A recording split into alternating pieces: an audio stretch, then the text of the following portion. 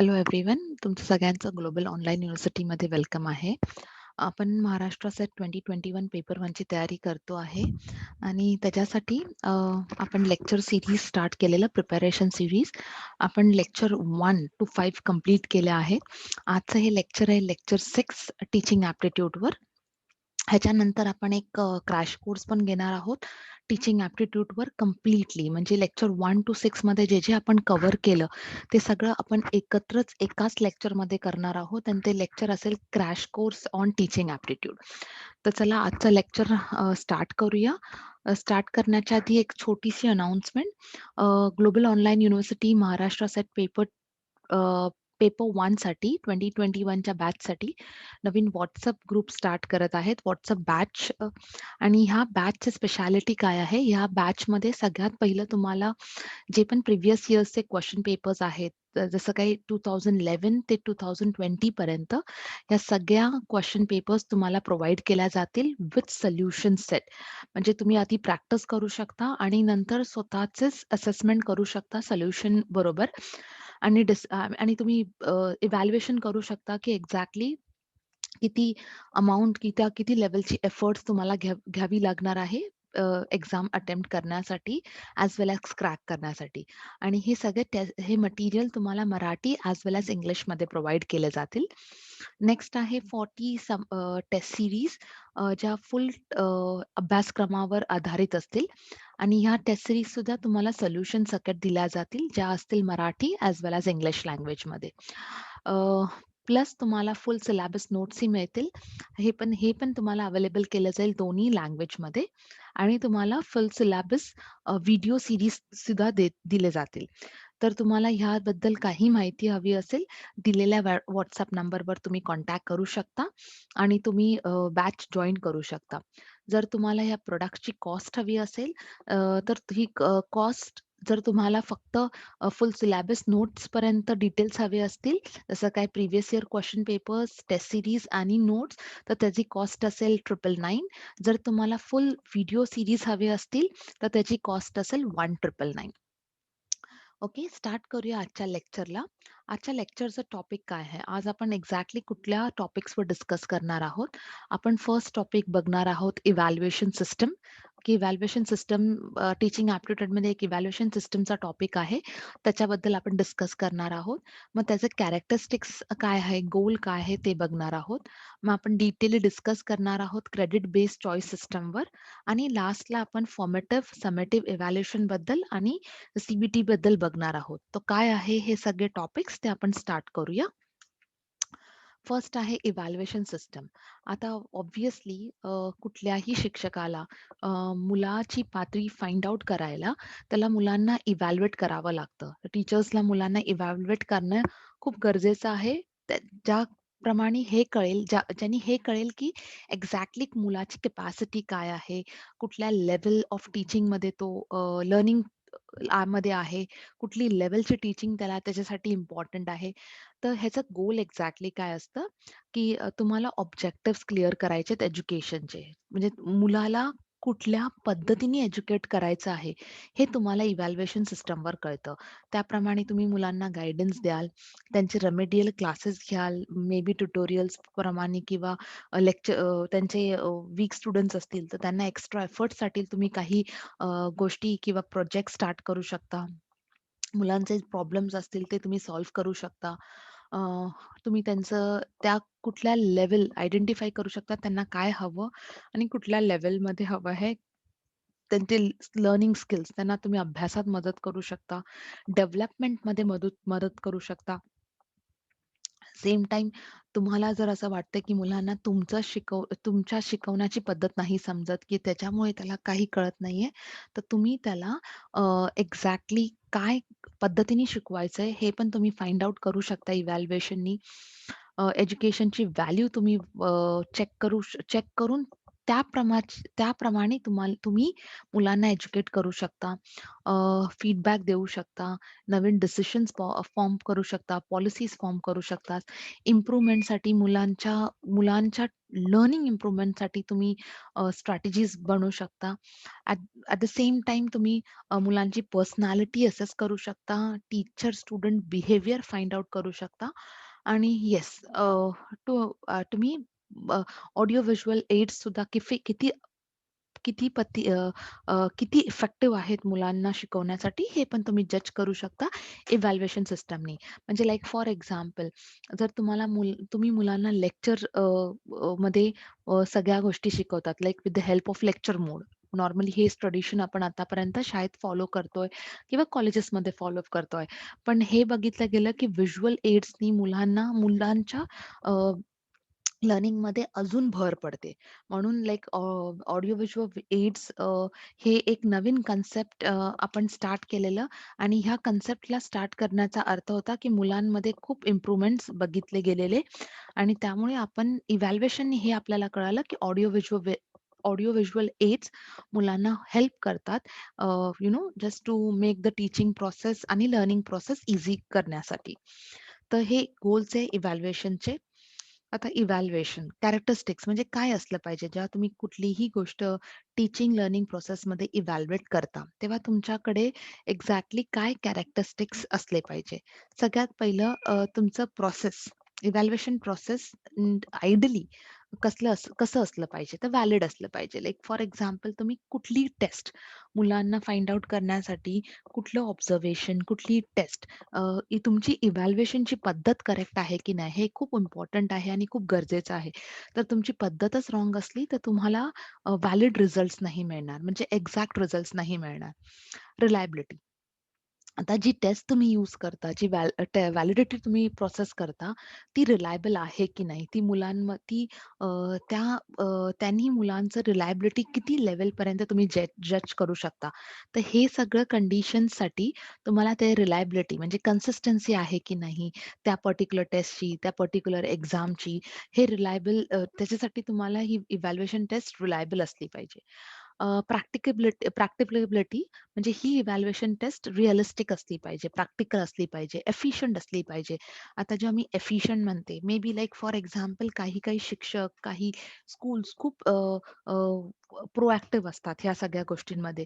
पण बजेट आहे की नाही, टाईम त्यांना अवेलेबल आहे की नाही, ह्या सगळ्या गोष्टी पण कन्सिडर कराव्या लागतात जेव्हा आपण इव्हॅल्युएशन कन्सिडर करतो. म्हणजे इव्हॅल्युएशन तुम्हाला प्रॅक्टिकली विचार करावा लागेल, not just based on imagination.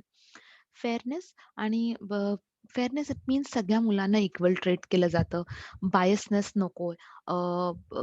Equal results असले पाहिजे, इक्वल अपॉर्च्युनिटी सगळ्या मुलांना मिळाली पाहिजे. आणि yes, last very, very important की युजफुल असली पाहिजे. जर तुमचं बजेट आहे, तुम्ही त्याच्यावर पैसे खर्च करताय, तुमचा टाईम खर्च करताय, मुलांचा तुम्ही टाईम यूज करताय, तर त्याच्यानी तुम्हाला ही टेस्ट युजफुल आहे की नाही हे जज करावं लागेल. जर ह्या सगळ्या गोष्टी असतील तरच तुम्ही इव्हॅल्युएशनसाठी पुढे जाऊ शकता. अदरवाईज इव्हॅल्युएशनचा काही अर्थ राहणार नाही आणि त्याच्याने जे आउटकम आहे, रिझल्ट आहे, त्याचं काही मीनिंगच नसेल. सो इव्हॅल्युएशन टेस्टमध्ये ह्या कॅरेक्टरिस्टिक्स असल्या पाहिजे. हा क्वेशन तुम्हाला येऊ शकतं, मे बी एक आउट ऑफ 4 ऑप्शन्स एखादं तुम्हाला ऑप्शन रॉंग मिळेल किंवा आउट ऑफ 4 3 ऑप्शन्स रॉंग असतील आणि एक करेक्ट असेल. तर तुम्हाला हे ऑप्शन्स प्रॉपरली, कॅरेक्टरिस्टिक्स काय आहे हे प्रॉपरली लक्षात ठेवलं पाहिजे. नेक्स्ट आहे evaluation based on choice based credit system. आता ही इव्हॅल्युएशन सिस्टम आहे जी हायर एज्युकेशनमध्ये यूज जाते. ती बेसिकली स्टुडंट सेंट्रिक आहे.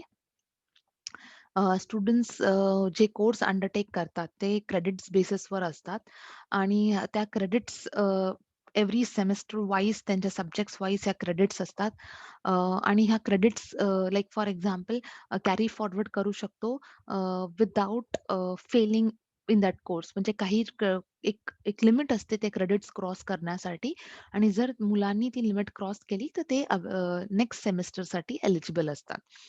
ह्याच्यात इम्पोर्टंट आहे की मुलांना काही skills based course oriented papers दिले जातात आणि त्या बेसिसवर ते आपले म्हणजे इंटरडिसिप्लिनरी असतात आणि त्याच्या बेसिसवर ते आपल्या इंटरेस्टप्रमाणे किंवा फ्लेक्सिबिलिटीप्रमाणे सिलेक्ट करू शकतात. ते एक ऑप्शन आहे. जसं आपण इथे स्टुडंट सेंट्रिक म्हटलंय, तर ते बेसिकली स्टुडंटच्या डेव्हलपमेंटसाठी आहे. हे पर्टिक्युलर सिस्टम एज्युकेशनला ग्लोबल स्टँडर्ड्स बरोबर मॅच करते. ओके, आपण बघितलंय लाइक फॉर एक्झाम्पल जर तुम्हाला परदेशात जायचं असेल तर क्रेडिट सिस्टम्स वर त्यांचं करिक्युलम बेस्ड असतो. तर हे कन्व्हर्जन करण्यासाठी किंवा मे बी काही ठिकाणी किंवा काही कंट्रीजमध्ये ऑब्जेक्शन घेतलं जातं. तर ह्यासाठी हे क्रेडिट बेस्ड सिस्टम एक स्टँडर्डाइज सिस्टम फॉलो केलं आहे. ज्यांनी जर मुलांना इन फ्युचर कुठल्याही देशात किंवा अब्रॉडमध्ये काही कोर्सेस करायचे असतील, तर त्या बेसिसवर हे क्रेडिट्स कॅरी फॉरवर्ड केले जातात. फ्लेक्सिबिलिटी येस, हे क्रेडिट बेस्ड सिस्टम मुलांना खूप फ्लेक्सिबिलिटी देते. मोबाईल म्हणजे फ्रॉम डिफरंट इन्स्टिट्यूट्समध्ये, इन्स्टिट्यूट लेव्हल्समध्ये किंवा डिफरंट कोर्सेस लेव्हलमध्ये हे क्रेडिट्स अर्न करून मुलं ट्रान्सफर घेऊ शकतात from one institute to another. म्हणजे हे स्टँडर्डाइज प्रोसेस आहेत. ह्यात मुलांचा खूप फायदा आहे आणि म्हणून ही सिस्टम हायर एज्युकेशनमध्ये इम्प्लिमेंट केली आहे. नाव एक खूप इम्पॉर्टंट टॉपिक आहे. याच्यावर बरेचदा क्वेश्चन्स बघितले गेलेत. Formative evaluation and summative.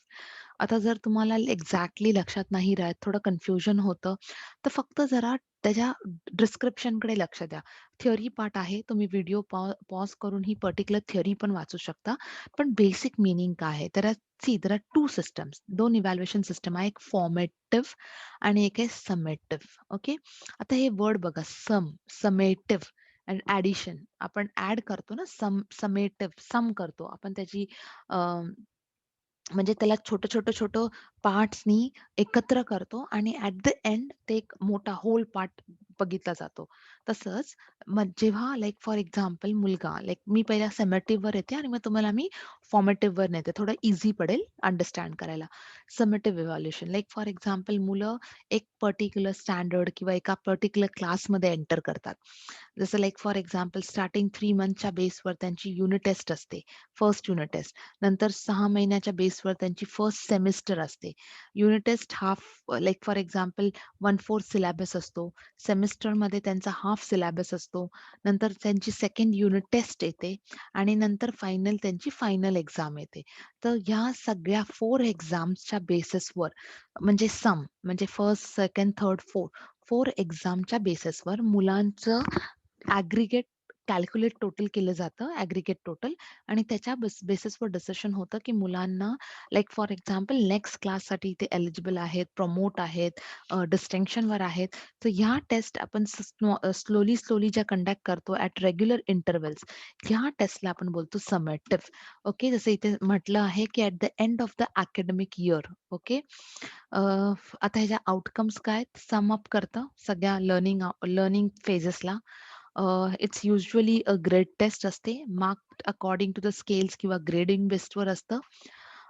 Assessment predominantly summative in nature असते. म्हणजे definitely for the growth and development of a child किती झाली आहे ग्रोथ. मुलांचं लेव्हल सर्टिफाय करते ही टेस्ट. बेसिकली ही test one time mode taste आहे. ओके, जी डिसाईड करते की म्हणजे लर्नरचं डेव्हलपमेंट काही प्रोसेसमध्ये आहे. ही टेस्ट एम्फसाइज करते लर्निंग रिझल्ट्सवर. I mean to say like for example काय लेव्हलमध्ये त्यांचं लर्निंग झालं आहे, किती असेसमेंट काय टाईपचं असेसमेंट झालं आहे, किती असेसमेंट त्यांना इम्पॉर्टंट आहे. सो ह्या सगळ्या बेसिसवर ही टेस्ट डेफिनेटली हे डिस्क्राईब करते, ही कॅरेक्टरिस्टिक्स हे डिस्क्राईब करते ही टेस्ट. आता ही टेस्ट बेसिकली एन्करेज करते like for example over emphasize करते, इम्पॉर्टन्स देते एक सिस्टमला जी थोडंसं stress level, anxiety level create करू शकते मुलांमध्ये. हे एक थोडंसं ड्रॉबॅक होऊ शकतं. मग म्हणजे तुम्हाला डेफिनेटली एक as an one side of the commons side has coin has two sides, एक पॉझिटिव्ह आणि निगेटिव्ह. तर हे एक निगेटिव्ह फॅक्टर आहे. बट येस, ह्या टेस्टच्या बेसिसवर we can we can decide the continuous and comprehensive evaluation. Maybe like for example, तुम्हाला हे कळलं जातं की मुलांना कुठल्या फेजमध्ये मुलांचं इम्प्रुव्हमेंट इम्पॉर्टंट आहे आणि किती लेव्हलचं इम्प्रुव्हमेंट त्यांना किती लेव्हलचं त्यांना इम्प्रुव्हमेंट गरजेचं आहे, हे ह्या पर्टिक्युलर लेव्हलमध्ये कळतं. ओके. हे होतं तुमचं समेटिव्ह इव्हॅल्युएशन. आता आपण फॉर्मेटिव्ह इव्हॅल्युएशन. आता फॉर्मेटिव्ह इव्हॅल्युएशन म्हणजे समेटिव्हच्या आधी जी छोट्या-छोट्या फेजेसमध्ये आपण टेस्ट कंडक्ट केली जाते, ही आहे फॉर्मेटिव्ह इव्हॅल्युएशन, जी हेल्प करते आपल्याला डायग्नोस्टिक्सला किंवा रेमेडियल टेस्ट बोलतात ज्याला. प्रॉपर फीडबॅक देते, इफेक्टिव्ह फीडबॅक, मुलांचं डेव्हलपमेंट इम्प्रूव्ह करते. कारण ह्याच्यात स्पेशालिटी काय आहे, की जे मुलं काही मिस्टेक्स करतात, ते मिस्टेक्स इमिजिएटली फाइंड आउट होते आणि इमिजिएटली त्या मिस्टेक्सवर ॲक्शन घेतली जाते. तर डेफिनेटली समेटिव्हच्या आधी इम्प्रूव्हमेंट करणारा रूम इम्प्रूव्हमेंटसाठी मुलांकडे एक मुलांसाठी एक इव्हॅल्युएशन मेथड आहे आणि त्या मेथडला आपण फॉर्मेटिव्ह इव्हॅल्युएशन असं बोलतो. सो फॉर्मेटिव्ह इव्हॅल्युएशन मुलांच्या इम्प्रूव्हमेंटसाठी आहे, इम्प्रूव्हमेंट ऑफ लर्निंग स्टाईल आहे, त्यांना कॉन्फिडन्स देण्यासाठी आहे आणि जर फॉर्मेटिव्ह इव्हॅल्युएशन नंतर ॲट द एंड जर तुम्ही ती इव्हॅल्युएशन करता, त्या इव्हॅल्युएशनला आपण काय म्हणतो? त्या इव्हॅल्युएशनला आपण समेटिव्ह इव्हॅल्युएशन म्हणतो. So formative evaluation is a first step आणि त्याला कंबाईन करून जे नेक्स्ट इव्हॅल्युएशन होतं त्याचं मीनिंग आहे समेटिव्ह इव्हॅल्युएशन. सो हे आहे फॉर्मेटिव्ह आणि समेटिव्ह. आता लास्ट टॉपिक आहे कॉम्प्युटर बेस्ड टेस्टिंग, सीबीटी. आता हे कॉम्प्युटर बेस्ड असेसमेंट आहे. जसं like for example computerized exams, electronic recorded assessment. ही डिव्हाइसवर डेफिनेटली कंडक्ट केली जातं विथ द हेल्प ऑफ तुमचं रिपोर्ट्स आहेत, सर्वेज आहे, क्विज आहे, एक्झाम्स आहे, टेस्ट आहे. इनफॅक्ट आता बरेचसे कॉम्पिटेटिव्ह एक्झाम्स स्लोली इंडियामध्ये पण स्टँडर्डाइज कम्प्युटराइज सिस्टमनी होत आहेत.